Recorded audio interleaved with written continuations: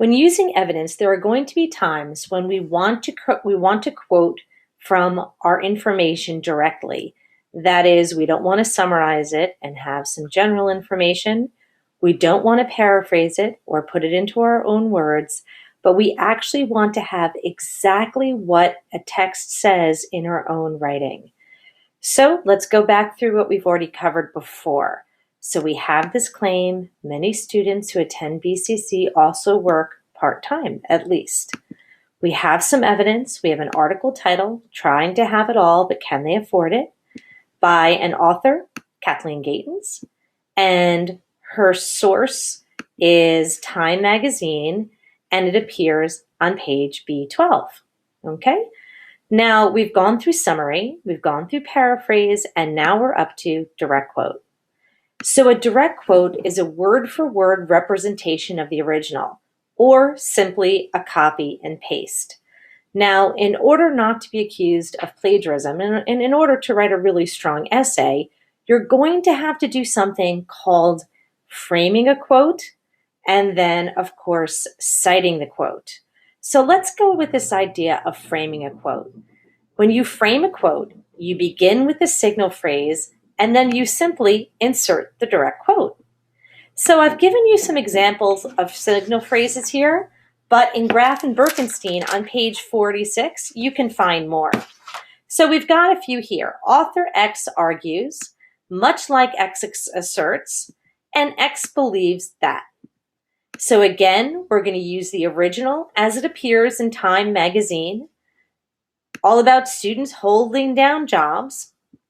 We have our topic sentence here. Students who attend Bergen Community College, as well as other colleges, do not have an easy pathway to graduation.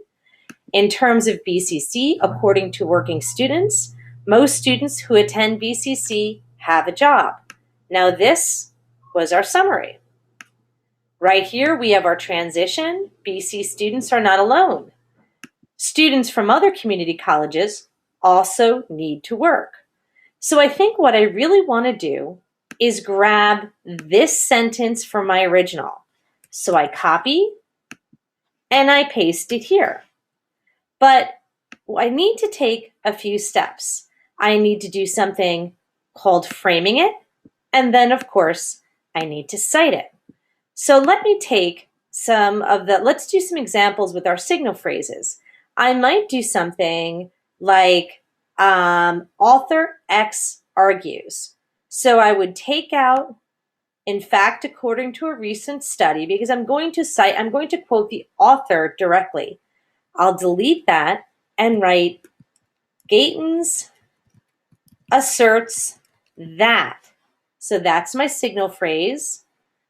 I then go to the copy and paste. I insert a direct quote. I go then to the end of the sentence and I put in another direct quote, and then I space, and then I do the citations. Gatens B12. Now you'll notice that the period is after the citation parentheses. Make sure you keep it there. Now you might say, hey, Professor Keene, you told us before that if you have Gatens in the sentence, that you could just simply put the B12 after and do it like that. And I would say, yes, you're right. But if you're confused by that, just start off by putting both the author and the page number in the citation parentheses. All right, so now that's the case for when you have one sentence. But let's say you wanted to take not only the 70% number, but also all the information about the families. All right, so now let me take out what we just did. I'm going to delete that. I'm going to copy from at least all the way down to the end. Copy, paste. Okay? So this is going on to the next page, so hopefully that won't be too confusing for you. So here we are. Gatens asserts that.